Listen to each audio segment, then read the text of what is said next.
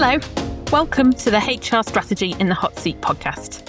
My name's Anwen Bottois, I'm your host, and I'm the founder of Purple Sky Consulting. I'm a leadership promotion specialist, and I also have a bit of a side hustle where I focus on development of HR leaders.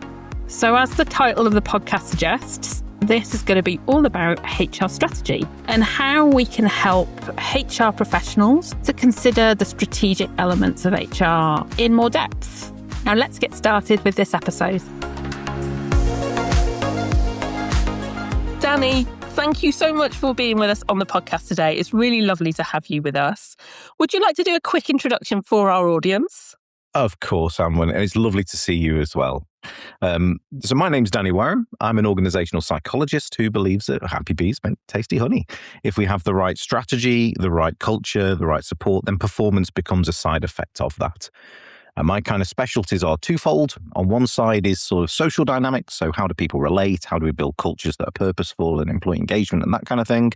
And the other side is what makes you you. So kind of personality and particularly the dark triad of narcissism, psychopathy and Machiavellism. I always love it when we have these conversations and you throw in those words like that. And it's like, yeah, I've known some of those peeps. Absolutely. They get a bad reputation, but they're not, like any personality dimension, they're not necessarily good or bad. There is a reason they stay within our populations because sometimes we need them, and also their spectrums. So just because you have narcissistic traits doesn't necessarily make you Donald Trump. Well, my God, there's only one of those, eh? But, lovely, that's great. And anything else you'd like to share with the audience about kind of what's going on with you at the moment? So my world is all about predominantly culture. And one of the challenges I have generally in leadership is that culture is almost something that's done after we've done business. So once my business is up and running, we're successful and we're profitable and the margins are looking good, then we'll look at culture as if it's some sort of bolted on, people-pleasy. I think we've moved on a little bit from perks and pizza Fridays and so on, but it's still something that's seen as kind of bolted on rather than baked in. So my work is all about, if we think of culture in the way that Paula Brockwell previously explained, it's the behaviours of the group. What are the behaviours that make your organisational strategy and your HR strategy more likely to succeed? And then how do you nurture and nudge the protocols, processes, people, etc., so those behaviours are more likely to occur? But unfortunately, in my world, culture tends to be seen as let's create a great place to work, rather than let's create a place where great work is done. Oh, I love that side of it. So have you given us a little preview then in terms of what you'd like to put into the HR strategy hot seat today then, Danny? Yeah, I'd like to ask a thought question. And I do have a little bit of a biased vested interest in this because I know that you know that I've written a book on this. Who leads when the leader is not in the room? And I believe it's culture. So if you think about it, how often do you do what your boss says versus how do you conform and mold your language, or how you turn up, how you stand and dress, your appetite for risk, your change, all this kind of stuff based on the people that you're around. Yeah. And if we recognize that sort of social identity that we have within groups influences our behaviors, our thoughts, our decisions, our actions very subtly but very consistently, then how do we encourage the culture to encourage the behaviors that support your strategy? The reason for that is the world's bloody complicated at the moment. Within your business, it will be very complicated, but that business operates in a world that's got populism and the rise of right-wing and politics and macro-environmental changes and climate change and AI and all these things. So the chances of finding all the answers in one figurehead, in one traditional leader, is unlikely. So how do you leverage the culture to help nurture those behaviors to make you more successful? Interesting. So am I hearing a little bit of we're doing the right things even when we're not being watched? Instead of thinking of it as right or wrong, are they aligned to what we're trying to achieve? Yeah, definitely. Love that. You might think that it's the right thing to be friendly and warm and gregarious, and within personality psychology, extroversion has a dimension called activity, which is people that score high in this have got ants in their pants. They need to be busy, need to be doing something, but they're warm and friendly and flamboyant. Those are terrible traits to drive behaviours at a funeral. Mm. It's Yeah. the context that decides, and the outcome that decides whether the behaviours are right. And the behaviours in a fintech are different to a funeral director's. Yeah. So what are you trying to achieve? What are the behaviours that make that more likely to happen? And then what are the structures and the systemic influences that culture brings that encourage those behaviours to manifest more frequently? So what's going wrong at the moment then? Or is anything going wrong? It's unintentionally misaligned. Again, I won't use good, bad, wrong, right, but it's misaligned. Many organizations don't really know what's the legacy they want to leave, what's the difference they want to make, what's that kind of vision, that cliched North Star. If I give you some very quick examples, so the 60% of small businesses fail in their first 3 years. 80% of CICs fail within their first 3 years. And this isn't because they're set up wrong. It isn't because the mechanics aren't quite right. It isn't because people don't want to make a difference in their communities. It's because everybody brings their own reason, their own agenda, and their own purpose. And if it's missing that, what are we here for? Then when times get tough or resources get scarce or funding gets pulled, then people automatically defend their position with the best of intentions. And an example local to me, there was a charity that was for sexual assault survivors in the Stoke-on-Trent and North Staffordshire area called Savannah. Savannah provide amazing services for survivors of these terrible situations. And they had a combination of volunteers and also paid psychiatrists and psychotherapists and so on. But because they weren't clear on what that vision is, who do we help? They end up trying to help everybody. And then those finite resources are spread very, very thin. They were taking on cases from Liverpool and Glasgow and London and so on because they didn't want to turn anybody away because all the individuals thought that was the right thing to do. Instead, had they had a clearer vision that they could align behaviours around, it might be that we're going to concentrate our intervention efforts on the Stoke-on-Trent area or the North Staffordshire area, and will act as a signposting for people that are in Glasgow, Liverpool, London, etc. Because they didn't do that, the world is now a poorer place because they folded. So for me, it starts with what is it that you're trying to achieve? What's that kind of vision? What's that direction? And in the HR strategy world, HR don't always have a seat at the table to be close to the formation of that, or certainly the sense making that uncovers an organization's vision. And often they, again, rightly or wrongly, are a reactive partner. When the real business is done, then we look at the kind of cultural aspects, and culture kind of gets saddled with HR, even though it's not HR's responsibility. So you get this kind of storm of trying to drive this organizational boat when you didn't know where we were told to be doing it. We're already off course, and now you're being asked to kind of get us back on course without the resources, structures, or power structures, etc. Within that. And I think what's really interesting about that is that kind of, if we don't have clear purpose, that clarity of purpose, it makes it very difficult to make decisions. And that example that you shared of that local organisation to you absolutely applies when we're talking about where we see that reactive approach within HR functions of, actually, am I equipped to be able to have a conversation to go, do we need to be doing this right now based on clarity of purpose and where we fit within that? Is that kind of what you're thinking there then, Danny? Yeah, it's not necessarily that the decisions are harder, but they're certainly harder to align to something if you don't know where you're heading. A vision it can feel a bit kind of abstract and ambiguous and a bit wishy-washy and a bit corporate-y, and we don't really need one. It's just words on a wall. But a good vision, it uncovers what's the difference that you want to make. And that might be very small. It might be we want to.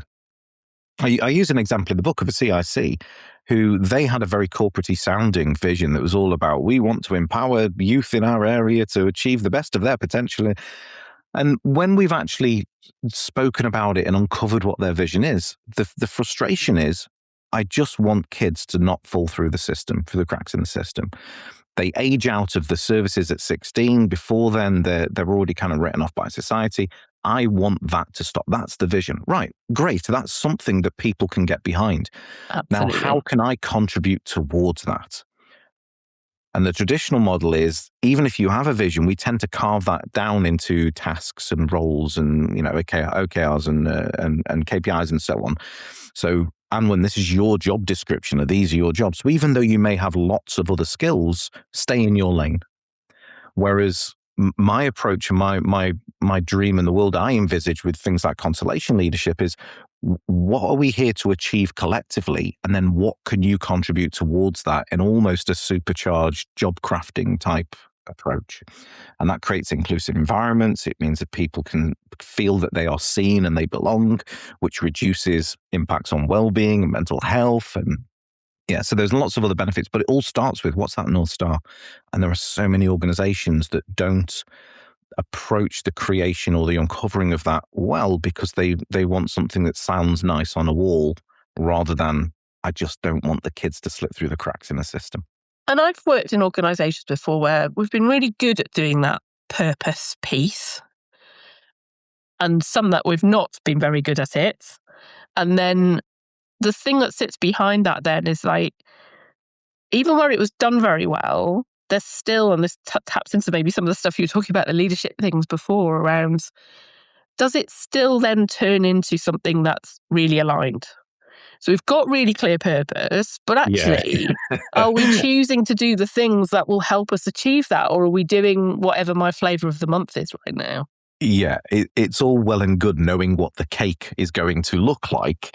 Yeah, but if you, I don't even need to finish. We're done, aren't we? Need to finish that analogy. Yeah, it's not as simple as let's just find out, uncover our North Star and our vision and so on. There's much more to it. I mean, I'm not a fan of values. I'm more a fan of behaviours. Agreed. Values can often be subjective; they can be in conflict. But how do you want me to contribute? And you need the environment that allows you to contribute. So that kind of, again, psychological safety is subjective to everybody, but am I permitted to bring all my tools from the van and contribute towards this thing that I actually believe in? So it's not as simple as just having the North Star. It's also about how do you create the environment that has high trust, that has, and trust rooted in things like capability and competency. Some of the research behind the book was that if you're in an organization, you're a project manager, you might have been in project management for 20 years. But if you join a team, you are newborn. So it doesn't matter that you brought all this competency with you. The group sees you in a commercial setting, in a corporate setting, as you are new to the team and you need to earn your stripes. Whereas if you have an organization that has implicit high trust, like the army, then from day one, because I know you went through the same training as me, because I know that you understand this mission's intent and motive, so where are we going and why are we going, then I trust that you'll do your job and you'll have my back. And that, without growing arms and legs in the conversation, that's part of the challenge of why a lot of veterans struggle when they come to Civvy Street, because it's very clear that what I do matters and I know what I can contribute towards it. And Civvy Street doesn't have that, even when it says it does. Even when it has a clear vision, it doesn't always have that. How can you contribute? Are you permitted to contribute? Do I trust that you have the competency to contribute, even if you do have the objective skill set to do this particular task? In a truly purposeful way as well, in something that matters. And I think there's a real challenge there sometimes, isn't it? So if we circle back to that initial point around what happens when leaders aren't in the room, or how are organisations operating in that way, and that part of the conversation we've just had there around the purposefulness, the challenges that exist for people to make or choose the right paths or decisions in terms of how they're operating, what could we be doing differently then? So I will keep banging on about this North Star, but the reason is that it anchors those decisions. So somebody might say, shall we give everybody half a day for well-being and allow dogs in the office and give everybody a pay rise, or should we go into this market or deliver this social media training? Or all these things they're not good or bad. There is nothing wrong with Pizza Fridays. I love a pizza. Yeah. By having a clear North Star, you're able to say, does this decision or does this behavior, does this input make it more likely that we get closer to that North Star? And if it does, if Pizza Fridays help you get closer, fill your boots. Yes, totally. But the chances are, if you haven't done that exercise, if you haven't validated where are we heading and then done that almost analysis to say, the behavior is going to support it, that we end up doing things that we think are right. Yes. because it feels good to have a pizza. It feels good to give people pay rises. It feels good to let's have standing desks. Unfortunately, these things take time, money, and resource, and there's only a certain amount. So history is strewn with well-intentioned businesses that were great places to work. So whether decisions align and whether they have impact, it's that lovely little mix there, isn't it? Of, actually in our organisation, do we have that North Star? Mm-hmm. And how are we using that North Star to make decisions, make choices, have great conversations in a psychologically safe way that helps us actually have true impact? Absolutely. Do you walk your talk? Yeah. That's it. Because our psychological contract is based on the dream or the perceived dream of what this organisation is. And if you take the typical way that you approach an organisation, so you go for a job interview, for example, and you're taken into the nicest room with a good coffee, and everybody's smiley and happy, and they tell you about being a fast-paced, dynamic, award-winning SaaS organisation. And all these things are true, but they're not true every day. That's them at their best. And so we've signed up psychologically for this contract, and then what's it really like as we say in Stoke, on a cold, wet Tuesday in Stoke? Because that's where culture is formed. It's not formed in the leadership, although they are very influential, disproportionately influential. It's formed in the micro interactions of the everyday, in the perfunctory, in the boring. That's where culture is nurtured. And if you have people that come through their onboarding and go, "Oh, do you enjoy your first day in your onboarding? You learn the systems, and it was a nice sandboxed environment, and nothing ever went wrong, and all the examples of customers calling in are scripted a certain way. Let me show you how we really work here." And that difference between what you said it really is and what it actually is where toxicity lies, because now you're asking me to behave in a way that's incongruent with my values. So again, there's no toxic workplaces, because we all try to create the best workplace. So we all have the best intentions. But do you walk your talk? Is it like that on a cold, wet Tuesday in Stoke? Interesting. Love that. So where does HR fit into all of that? In an ideal world, HR would be the counsel that helps identify the pieces of evidence, the artifacts that are in that delta between the walk and the talk.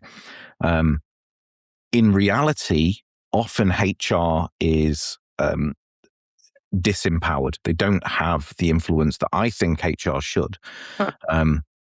The traditional, if you look at where power in businesses is, only 4% of British FTSE 100 companies, CEOs, had a route from HRD or CPO into CEO, despite all CEOs saying, our employees they're our biggest assets and they're at the heart of everything we do. Well, the numbers don't stack up. We still see the route to board level via CTO and CFO. So, and in some organizations, HR is still seen as transactional. When I'm not quite old enough to be personnel, not quite. Oh, I think I might. I think my first job was personnel administrator. Just on the cusp. But personnel was very much people are a cog in a machine. In leadership theory, in the late 70s, 1978, we came out with Theory X and Theory Y. So transaction and transformational leadership. So transactional leadership is basically carrot and stick. So how do we reward or incentivize people for certain behaviors? Transformational leadership was then how do we align our people's values and their internal drivers and try and encourage them to behave in a way. So coinciding with that, personnel had to move to a HR model, which still had the transactional elements, but we had to show that some of the subjectivity in how we deal with people had been taken out. So we became very policy heavy and very, very much about how do you apply the policy and can you demonstrate that you've applied a policy. So HR practitioners don't tend to get challenged on the decision. So if you ever go to a judicial mediation or a tribunal, they're not challenged on the decision. It's how did you make the decision? Today, I see a move more towards people and culture, and a more sort of holistic, humanistic view of how do we approach the soft, squishy, important bits in our business. My hope is that HR will evolve more towards that and be given permission to go and do that. And my kind of axe to grind around this is that HR practitioners for years have been saying things like we need to make our own seat at the table, and we need to go and spend time with CFOs and CTOs and learn the language of the business and be more like that. I'm sure CTOs and CFOs are not going, we need to go and spend time with HRD and learn about the soft squishy bits. And it almost feels a bit sort of victim blaming. Yeah. HR are not in control, so it's up to them to put it right. I would love for organizations, by having a clear what are we here to achieve, it would almost uncover the value that the soft squishy bits in your organization do. And the catalysts and enablers for that are your people and culture and your HR people. So apologies for the soapbox and the ranty. No, I mean, I don't disagree with you. I think there are elements where I maybe do a little bit in terms of, I think it is HR's responsibility or HR leadership's responsibility to grab that opportunity. Oh, absolutely. It's not a zero sum. It's not a this or that. Absolutely. And I think we're not invited or I need to go and do this. I think we need to try and kind of step back from that and accept that if we have been stuck in this transactional mode, it then takes quite a bit of time to get our business used to us operating in a different way. And we've got to be persistent about it. Like, we can't go, well, we tried it once. Oh, they've kicked us back this time. Oh, they really don't want us there. Just like with a chief marketing officer or like the finance officer or the technology officer, they are essential to the business. People are essential to the business. And that voice has to be made louder, but also the impact. So, if we're not demonstrating truly the impact, that's why we're not getting the same conversation as the CMO and the CFO and the CTO. Completely agree. And I would add, to go back to the do you walk your talk, most HR people get involved in organizations because they care about people. So the dream, the psychological contract is based on, I'm going to create equitable, fair workplaces where everybody can thrive. But then the reality of a cold, wet Tuesday in Stoke is it can be very policy heavy, very risk management, etc. So the delta between that walk and talk can become toxic and is toxic for HR practitioners. I agree. Which is why you have so much more impacts of stress and burnout. It's why HR practitioners often move from company to company as a group, because of kind of safety in numbers. I would love for the dream not to just be a reality for the organizational, what do you say you do versus what you actually do, but I'd love for that in the people partnership space as well. Because again, at the risk of getting soapboxy, my underlying belief, I mentioned this in the book, there's lots of studies around the impact of purposefully engaged people that affect the business. So fewer accidents, fewer sick days, more productivity. However, there's lots of studies that show the impact on society, and purposefully engaged people, including our HR practitioners, are more likely to cut their neighbour's hedge or put the bins out for their neighbours or donate their time to charity. And the reverse is unfortunately true as well. Disengagement correlates with family breakdowns, debt, domestic violence. So my view is employers rent their employees from their families. They have a duty of care to return them in a better condition, because if not, it spills over into kitchens and classrooms. So the more we walk our talk, the more we know what our talk is, and the more that we can demonstrate that we are walking our talk, rather than unintentionally being disingenuous of what did I sign up for or where are we heading versus what's really like on a cold, wet Tuesday, the world will be a better place, society will be a better place, and your organization will be a better place. We've talked about this before and kind of mentioned it earlier, but it's leaders that own the experience of their people on a day-to-day basis, however we term that leadership and however we set that up in our organizations. But also the HR function are the product owner of the people experience as well in the organization. And that I love the way you frame that in terms of the gap between the walk and the talk. And for me, that's where HR really do need to be thinking about kind of the people element, like marketing would think their marketing product, not to dehumanize in any way, absolutely not. But when our focus is on the policy process task piece, we're not talking about the real value we can achieve through our people. 100%. I mean, if you compare marketing or CX would be a really easy one. So CX definitely. Strategy, your chances are you have a CX director in a large organization, so they've got a seat at the table. They would A and B test certain approaches. They would identify avatars, segment targeting, positioning, STP stuff, and tailor messages to suit certain segments. They would have budget. They would have line items in their OpEx. They would be held to account when things don't work, and they would be given the ability to fix those things if things didn't go the way we wanted. If you change CX to HR, it should be exactly the same. Do you have a seat at the table? Do you have budget? Are you able to influence policy and be held account to when it goes right and when it goes wrong? It's okay. Or are you a fire extinguisher to deal with when decisions have been made elsewhere with the best of intentions? Because nobody sets out to make HR's role or people's roles harder. And then you end up kind of being a balm and a lubricant, trying to get things back on track and smooth it over. And that's the danger for me, the smoothing over bit, by the way. Because I think that talks to the alignment piece in terms of where we're going. I think the more HR continues to mop up rather than actually kind of shift the dynamic of what's going on, it doesn't work. We're still in that space of being personnel. Yeah, it doesn't work. We are wired for threat. We spot when things are not quite right. Some of us are more sensitive than others.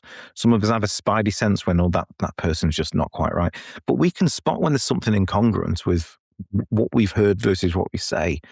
And bringing flowers to an abusive relationship doesn't fix the abusive relationship. No. So and I'm not saying all organizations are abusive by any stretch of the imagination, but what I'm saying is, because nobody comes to work wanting to do a bad job. No. What I'm saying is it's very easy for culture and strategic drift to happen when we don't know where we're going and we don't have anything that's kind of holding those behaviors to account or encouraging those behaviors. Yeah. And waiting till the behaviors happen and then dealing with them, which is what things like grievances and disciplinaries do. Mm-hmm. You're not fixing why that behavior became normalized in the first place. Yeah.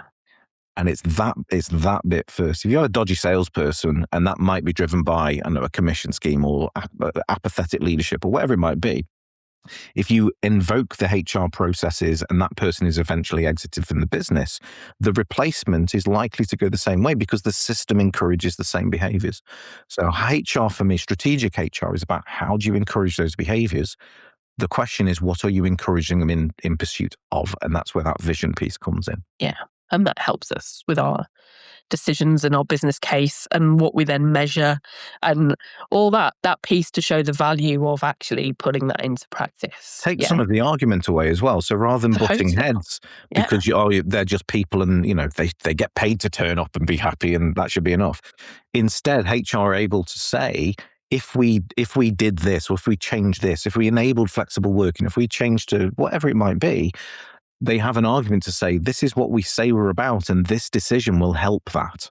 The same as a marketer will be able to say, the same as a CTO will be able to say, this will help that, rather than it's a HR black box. We're going to put some initiatives in, shake it up, and performance increases or absenteeism. But how did that happen? And because there's not a clear lever to pull for the ROI, it becomes a battle every time you want to put an initiative in place. And it makes it a lot harder to get money next time around as well as a result of that, doesn't it? Oh, it was a fluke. It wasn't this one thing that happened. So it was just May and the sun was out, and therefore that made things all the better. But absolutely. Strategy needs direction.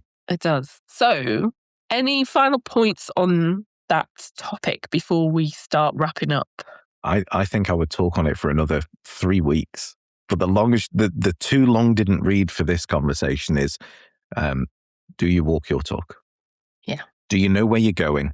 And do you allow people to help you get there?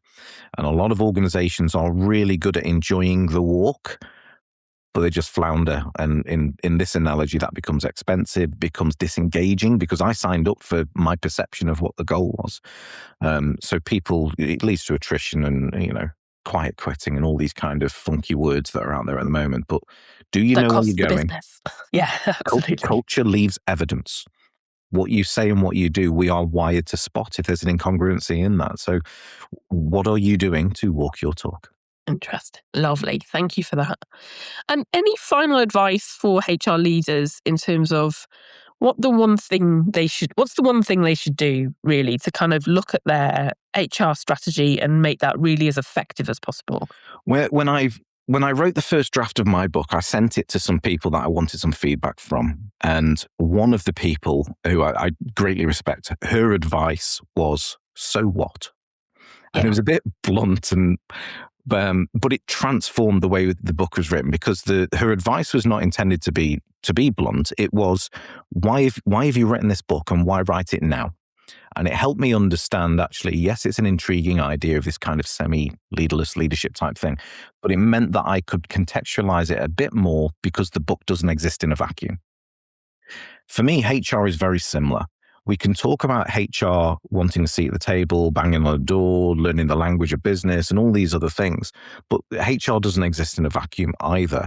And I think one of the things that will benefit HR practitioners is getting closer to that, the strategic visioning that happens outside of HR often. We can argue over whether it should be or not, but the bottom line is often it is. How do you get closer to understand that North Star so that then when you're developing both your tactical and your strategic initiatives, you can align it better? And it's less of, the best way to not be punched in a fight is not be in the fight in the first place. And this kind of helps you avoid those fights if it's clear. And if it's not clear, HR are positioned to help sense make and uncover that vision for the organization as well. Shape that. Yeah. So how do you get closer to that North Star, or help shape that North Star? Because ultimately that's what's going to lead when the leader's not in the room. Yeah, definitely. I love that. The so what question, I think, is the best thing you can have in your back pocket as an HR leader. Wherever that looks like in terms of kind of the decisions being made, or the ask that is being made of you as a function, that so what question is vital. And it's one of the topics that comes up in the strategy program that I run as well, because it's such an easy one in a way to pull out. You don't have to do anything major with it, but it's impactful, that question, isn't it? I think native Greenlanders apparently have 1,000 different words for snow. I think HR need 1,000 different words for so what. Yeah. Because it can come across a bit brusque at times, but ultimately the intent behind it is curious. Absolutely. And for me, the number one trait that you need as a leader is curiosity. Absolutely. What we tend to do as leaders, whether it's in HR or elsewhere, is compel. So we're going to bring in this new IT system, and somebody says, "Oh, I don't think it's any good," or "I can't use it," and we go to a place of compulsion of, "We should use it because it's going to save you time," and we've invested it, rather than trying to understand why. What's the pushback? Why you don't? And for me, HR is very similar. That when initiatives are offered by the business, why is it you want that? And some HR practitioners will naturally go to the compel, because I've got my CIPD and I've done this in the past, blah, blah, blah. So I'm going to tell you why it will or won't work and try and convince you of that, rather than understand, well, what's your thought process? How did you get there? Right. Now, how does that align with that North Star? Because now we can have a discussion, because we're all rowing this boat the same direction. It's just that my job is to look after a different part of the boat, or row in a different way, or feed the sailors, or whatever it might be. Got a different oar. How do we all contribute towards this one thing? And if we don't know what that one thing is, then this will go on repeat. It makes it a lot harder. Absolutely. Thank you so much, Danny. That was a really brilliant conversation, and thank you for your lovely insights into that. Where can people find you? There's a few places you can find me. I'm quite active on LinkedIn, because that's where all the cool kids are, although I'm not sure I'm cool or a kid. Not anymore anyway. I'll join you in that boat. They can also find me at dannywareham.com, which is my only website, or firgun.co.uk, FIRGUN, which is my consultancy. Fantastic. And go and get yourself Danny's book and have a read about kind of that whole spectrum of leadership, and how do we enable people to lead in a way that's valuable, because it's linked to purpose and aligned to purpose, and helps people to succeed at their best in that way. So very, very, very recommended that you go and get that book. So thank you, Danny. Been an absolute pleasure. It's always a privilege to have a chat with you, Anwen. Thank you. Thank you for joining this episode of HR Strategy in the Hot Seats. Please leave us a review. Let us know what you think about this episode. What did you think about the topic? If you have any thoughts on topics themes, questions, guests you'd like me to cover in future episodes, please do let me know. Get in touch with me via LinkedIn or drop me an email at anwen@purpleskyconsulting.co.uk. Hope that you could join us on the next episode, and make sure you share this with any of your network too. Thank you.